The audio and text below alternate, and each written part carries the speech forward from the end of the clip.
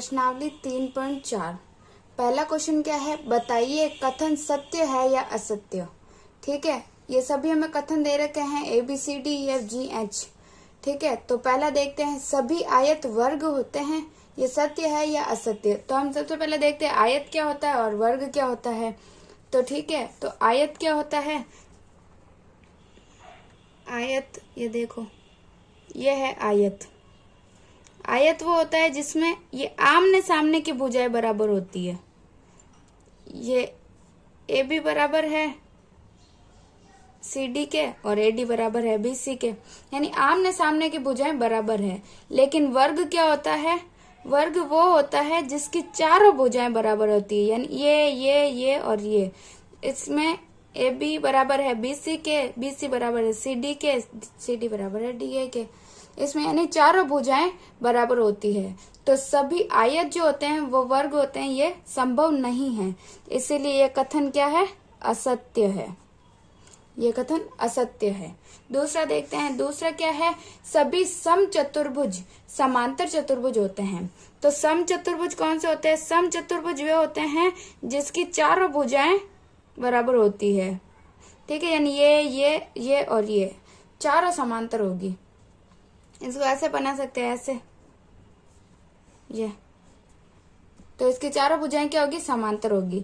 लेकिन समांतर चतुर्भुज क्या होते हैं, समांतर चतुर्भुज वे होते हैं जिनमें आमने सामने की भुजाएं बराबर होती है, यानी ये बराबर है इसके, ये बराबर है इसके।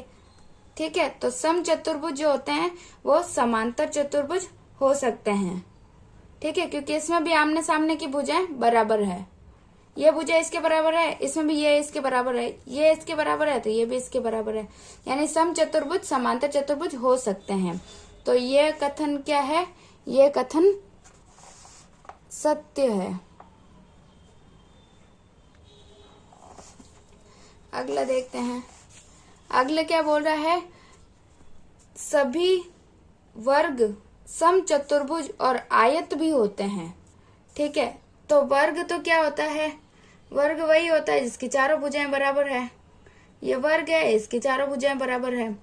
फिर सम चतुर्भुज क्या है, इसकी भी चारों भुजाएं बराबर है, सम चतुर्भुज की भी चारों भुजाएं बराबर है।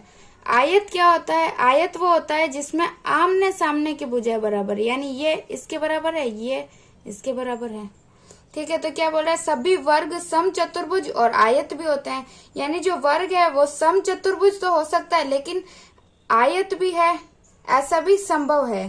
क्योंकि आयत में आमने सामने की भुजाएं बराबर है, तो वर्ग में भी आमने सामने की भुजाएं बराबर है। यानी वर्ग जो कंडीशन है वो ये दोनों सेटिस्फाई होते हैं या नहीं, यानी इसमें चारों भुजाएं बराबर है तो वर्ग में भी बराबर है, इसमें आमने सामने की भुजाएं बराबर है तो इसमें भी आमने सामने की भुजाएं बराबर है। तो यानी ये कथन भी क्या है, यह कथन भी सत्य है। ठीक है, अगला देखते हैं, अगला क्या है, सभी वर्ग समांतर चतुर्भुज नहीं होते। ठीक है, सभी वर्ग समांतर चतुर्भुज नहीं होते, तो वर्ग बनाते हैं। वर्ग क्या होता है, जिसकी चारों भुजाएं बराबर होती है, ये वर्ग है जिसकी चारों भुजाएं बराबर है। समांतर चतुर्भुज नहीं होते, यानी समांतर चतुर्भुज नहीं हो सकते, क्योंकि समांतर चतुर्भुज में क्या होता है, इसके आमने सामने की भुजाएं बराबर है। ठीक है, तो ये क्वेश्चन है, सभी वर्ग समांतर चतुर्भुज नहीं है, लेकिन ये कथन असत्य है। असत्य क्यों है, क्योंकि सभी वर्ग समांतर चतुर्भुज हो सकते हैं, क्योंकि इसमें भी आमने सामने की भुजाएं बराबर है, इसमें भी आमने सामने की भुजाएं बराबर है, तो हम इसे कथन को असत्य मानेंगे। अगला देखते हैं, सभी पतंगे सम चतुर्भुज होती है। सभी पतंगे सम चतुर्भुज, सभी पतंगे सम चतुर्भुज नहीं हो सकती, क्योंकि पतंग जो होती है वो ऐसी हो सकती है, ये, तो इसमें ये भुजाएं तो बराबर है और ये बराबर है। लेकिन सम चतुर्भुज में हम जानते हैं कि इसकी चारों भुजाएं जो होती है वो बराबर होती है, सम चतुर्भुज की चारों भुजाएं बराबर होती है, इसीलिए ये पतंग जो है, सभी पतंगे जो है वो सम चतुर्भुज नहीं हो सकती। ठीक है, तो ये कथन क्या है, ये भी असत्य है। अगला क्वेश्चन देखते हैं, आगे F क्या है, सभी सम चतुर्भुज पतंगे होते हैं। ठीक है, सभी सम चतुर्भुज होती है वो पतंगे होती हैं। ठीक है, तो इसमें क्या करेंगे, सम चतुर्भुज देखते हैं। सम चतुर्भुज वही होता है जिसकी चारों भुजाएं समान होती है, ये चारों समान है। और पतंग क्या होता है, सभी सम चतुर्भुज पतंगे हो सकती है। ठीक है, ये कथन तो सही है। कैसे सत्य है कि अगर हम पतंग वैसे बनाए, ये भी तो एक पतंग है और इसमें भी देखो चारों भुजाएं बराबर है, तो यानी सभी सम चतुर्भुज जो होते हैं वो पतंगे हो सकते हैं, इसीलिए कथन सही है। फिर है सभी समांतर चतुर्भुज समलंब होते हैं। समांतर चतुर्भुज क्या होते हैं, समलंब। ये हम कैसे बताएंगे, क्योंकि समांतर चतुर्भुज है तो हमें पता है समांतर चतुर्भुज के सम्मुख भुजाएं जो होती है वो बराबर होती है। ये भुजा इसके बराबर, ये भुजा इसके बराबर, ये भुजाएं बराबर है तो इनके कोण भी क्या होंगे, ये इनके विकर्ण भी क्या होंगे, एक दूसरे को समद्विभाजित करेंगे। विकर्ण एक दूसरे को समद्विभाजित करेंगे तो यानी ये समलंब पर होते हैं। ये देखो यहाँ पे एक समलंब हो रहा है।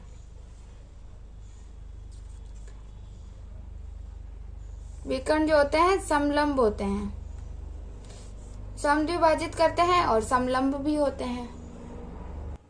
ठीक है, तो क्या है, विकर्ण जो होते हैं लंब समद्विभाजित होते हैं, समद्विभाजित करते हैं और लंब होते हैं, तो इसीलिए समलंब चतुर्भुज है। ठीक है,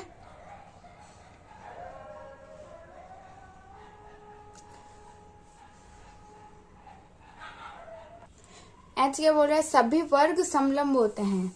सभी वर्ग यानी वर्ग हम बनाते हैं, वर्ग की हमें पता है चारों भुजाएं बराबर है, और इसके विकर्ण जो होते हैं वो परस्पर लंबवत होते हैं। ठीक है, तो यानी इसीलिए ये भी एक समलंब है। अगला देखते हैं दूसरा क्वेश्चन। दूसरा क्वेश्चन क्या बोल रहा है, उन सभी चतुर्भुजों की पहचान कीजिए। ठीक है, उन सभी चतुर्भुजों की पहचान कीजिए जिनमें चारों भुजाएं बराबर लंबाई की हो। ठीक है, चारों भुजाएं बराबर लंबाई की हो। दूसरा क्वेश्चन क्या है, उन सभी चतुर्भुजों की पहचान कीजिए जिनमें चारों भुजाएं बराबर लंबाई की हो। ठीक है, तो ऐसा कौन सा चतुर्भुज है जिसमें चारों भुजाएं बराबर लंबाई की होंगी, कौन सा हो सकता है, एक तो ये हो सकता है, क्या हो सकता है, एक सम चतुर्भुज हो सकता है।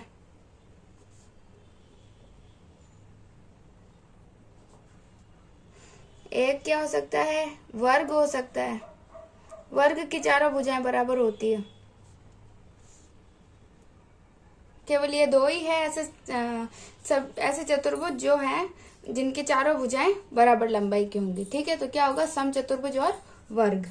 दूसरा क्या है, उन सभी चतुर्भुजों की पहचान की जिनमें चार समकोण हो।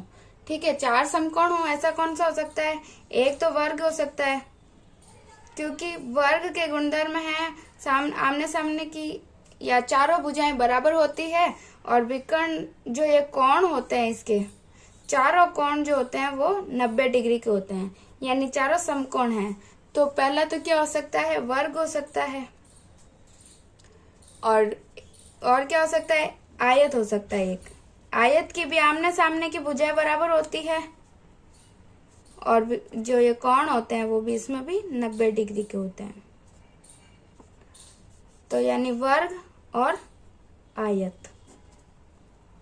अगला क्वेश्चन देखते हैं, तीसरा क्वेश्चन। इसमें क्या बोल रहा है, बताइए कैसे एक वर्ग जो है वो एक चतुर्भुज है। ठीक है, तो हम क्या बोल सकते हैं, ये एक चतुर्भुज है क्योंकि वर्ग में चार भुजाएं होती है और चतुर्भुज में भी चार भुजाएं होती है।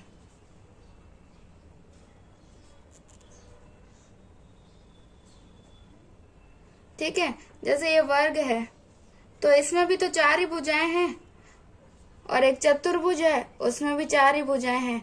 ये ऐसा नहीं बोल रहा है कौन सा चतुर्भुज है, ये बोल रहा है केवल एक चतुर्भुज है। चतुर्भुज का मतलब होती है चार भुजाएं। ठीक है, और वर्ग में भी 4 ही भुजाएं होती है, तो यानी वर्ग में 4 भुजाएं होती है और चतुर्भुज में भी 4 भुजाएं होती है, इसीलिए एक वर्ग जो है एक चतुर्भुज है।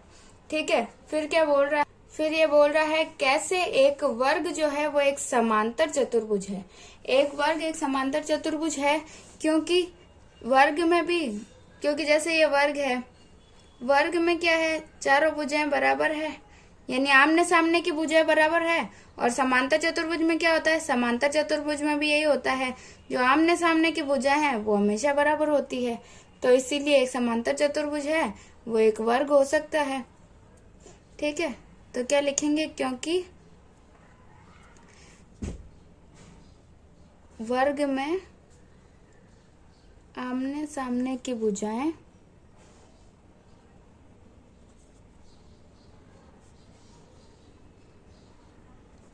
बराबर होती है। जैसा जो होता है समांतर चतुर्भुज, जैसे समांतर चतुर्भुज में आमने सामने की भुजाएं है होती है बराबर, वैसे वर्ग में भी है, तो एक वर्ग समांतर चतुर्भुज हो सकता है। फिर है कि एक वर्ग जो है वो कैसे एक सम चतुर्भुज है। एक वर्ग सम चतुर्भुज क्यों नहीं हो सकता, हो सकता है, क्यों, क्योंकि वर्ग की चारों भुजाएं बराबर होती है।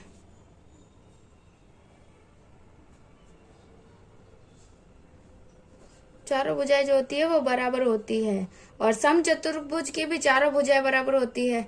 जैसे ये वर्ग है तो इसकी चारों भुजाएं बराबर है, वैसे ही ये सम चतुर्भुज है, सम चतुर्भुज यानी समान चारों भुजाएं, जिसकी चारों भुजाएं समान है वो सम चतुर्भुज है, तो एक वर्ग है वो सम चतुर्भुज हो सकता है।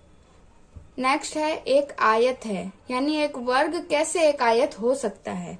ठीक है, क्यों नहीं हो सकता, हो सकता है क्योंकि वर्ग के चारों कोण जो होते हैं वो समकोण होते हैं, और आयत के भी चारों कोण समकोण होते हैं, इसीलिए एक वर्ग जो है वो आयत हो सकता है। जैसे ये वर्ग है, इसकी जो ये चारों कोण है वो 90 डिग्री है, वैसे ही एक आयत जो होता है उसके भी चारों कोण जो होते हैं वो 90 डिग्री के होते हैं, इसीलिए एक वर्ग जो है वो आयत हो सकता है। अगला क्वेश्चन चौथा क्या बोल रहा है, एक चतुर्भुज का नाम बताइए जिसके विकर्ण एक दूसरे को समद्विभाजित करते हैं। ठीक है, तो ऐसे कौन कौन से चतुर्भुज हैं जो जिसमें विकर्ण जो है एक दूसरे को समद्विभाजित करते हैं। तो पहले हम देखते हैं समांतर चतुर्भुज। ये एक समांतर चतुर्भुज है, समांतर चतुर्भुज के विकर्ण जो होते हैं वो भी एक दूसरे को समद्विभाजित करते हैं, तो इसमें पहला उत्तर होगा समांतर चतुर्भुज। और कौन सा चतुर्भुज है जिसके विकर्ण एक दूसरे समद्विभाजित करेंगे, तो हम बोलेंगे एक सम चतुर्भुज के जो विकर्ण होते हैं वो भी एक दूसरे को समद्विभाजित करते हैं, तो एक होगा सम चतुर्भुज। फिर और होता है एक वर्ग जो है उसके भी जो दोनों विकर्ण हैं वो एक दूसरे को समद्विभाजित करते हैं, तो एक हो जाएगा वर्ग। और एक आयत जो होता है उसके भी दोनों विकर्ण एक दूसरे को समद्विभाजित करते हैं, इसके आमने सामने की भुजाएं बराबर होती है, तो इसमें क्या आएगा, एक आयत। ठीक है, तो ये समांतर चतुर्भुज, सम चतुर्भुज, वर्ग और आयत, ये चारों ही ऐसे चतुर्भुज हैं जिनके विकर्ण एक दूसरे को समद्विभाजित करते हैं। आगे देखते हैं, आगे क्या है, क्या है ऐसा चतुर्भुज जिसके विकर्ण जो है एक दूसरे पर लंब समद्विभाजित होते हैं। एक तो समद्विभाजित होते हैं और एक होता है लंब समद्विभाजित। लंब समद्विभाजित किस किस के होते हैं, केवल एक सम चतुर्भुज के विकर्ण जो होते हैं वो लंब समद्विभाजित होते हैं, तो ये इसका पहला उत्तर होगा सम चतुर्भुज। और एक जो होता है वर्ग जो होता है उसके दोनों विकर्ण होते हैं वो एक दूसरे को लंब समद्विभाजित करते हैं, यानी एक वर्ग, तो ये इसका उत्तर हो जाएगा। अगला क्या है, विकर्ण जो है बराबर होते हैं। विकर्ण बराबर किसके होंगे, एक तो जो वर्ग है उसके विकर्ण बराबर होते हैं और इसकी चारों भुजाएं भी बराबर होती है। तो पहला तो होगा वर्ग और दूसरा होता है आयत। आयत में भी आमने सामने की भुजाएं बराबर होती है और विकर्ण बराबर होते हैं।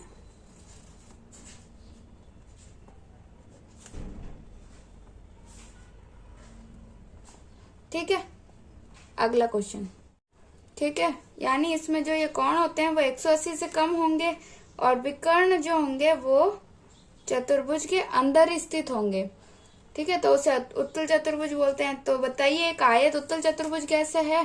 क्योंकि इसके कोण जो है वो 180 से कम है और विकर्ण चतुर्भुज के अंदर ही स्थित है, इसीलिए आयत एक उत्तल चतुर्भुज है।